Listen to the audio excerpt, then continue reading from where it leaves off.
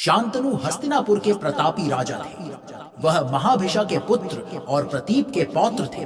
शांतनु वीर, धर्मपरायण और प्रजावत्सल राजा थे। उनके राज्य में सुख, शांति और समृद्धि थी। एक दिन जब राजा शांतनु गंगा नदी के तट पर शिकार कर रहे थे, उन्होंने एक अत्यंत सुंदर महिला को देखा। यह महिला गंगा थी, जो अपने दिव्य स्वरूप में प्रकट हुई थी।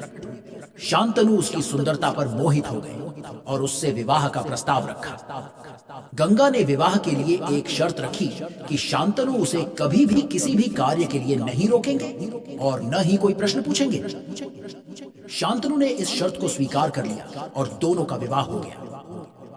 गंगा और शांतनु के कई पुत्र हुए, लेकिन गंगा ने प्रत्येक पुत्र को जन्म के बाद गंगा नदी में बहा दिया। शांतनु ने गंगा को रोकने का प्रयास नहीं किया, क्योंकि उन्होंने वादा किया था।